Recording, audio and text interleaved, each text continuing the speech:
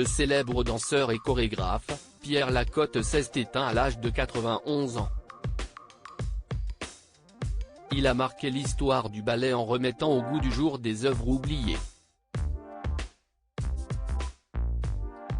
Retour sur sa carrière. Une étoile s'est envolée. Le célèbre chorégraphe et danseur Pierre Lacotte est décédé ce lundi 11 avril dans le Var, à l'âge de 91 ans. CIST sa compagne, la danseuse étoile Ghislaine Tesmar qui a annoncé la triste nouvelle dans un communiqué. Notre Pierre nous a abandonnés à 4 heures du matin, a écrit la femme du chorégraphe. Pierre Lacotte était connu pour remettre au goût du jour des œuvres oubliées, d'où son surnom par la profession d'archéologue du ballet. Il a ainsi remis sur scène Coppelia, 1970, Le pas de 6 de la Vivandière, 1844, La fille du pharaon, 1862, ou encore Paquita, 1846. Des ballets qu'il a fait jouer dans le monde entier.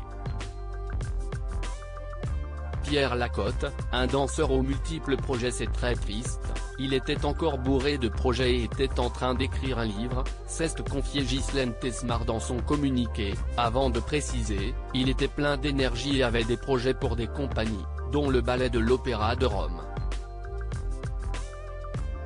Son épouse depuis 1968 a précisé les causes de la mort du chorégraphe, décédé d'une septicémie après l'infection d'une plaie, dans une clinique à la Seine-sur-Mer dans le Var.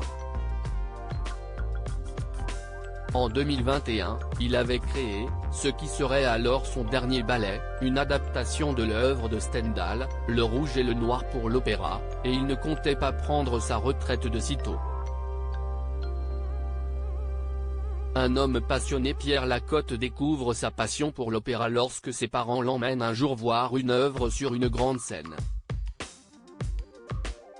Il admire ensuite le talent de sa professeure de danse Lyubov Egorova, qui fut prima ballerina du Mariinsky de Saint-Pétersbourg et à qui il voue une véritable passion.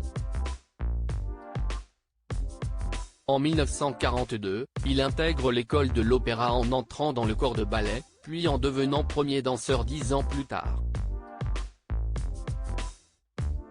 Mais très vite, le danseur s'intéresse aux chorégraphies. Alors qu'il est victime d'une blessure à la cheville, Pierre Lacotte s'intéresse au premier ballet sur pointe de l'histoire, La Sylphide, créant pour l'Opéra de Paris par Philippe Taglioni. Il décide alors de remonter ce ballet, ce qui lui prend 3 ans et ainsi commence son exploration des vieux ballets. Pierre Lacotte a aussi occupé plusieurs fonctions au sein de maisons de danse et il succède même à Patrick Dupont au Ballet de Lorraine. Un beau parcours qui s'achève en 2023. À lire aussi Claire Chazal, Eddie de Pretto, Vanessa Paradis. Les stars rendent hommage à Patrick Dupont à l'Opéra de Paris.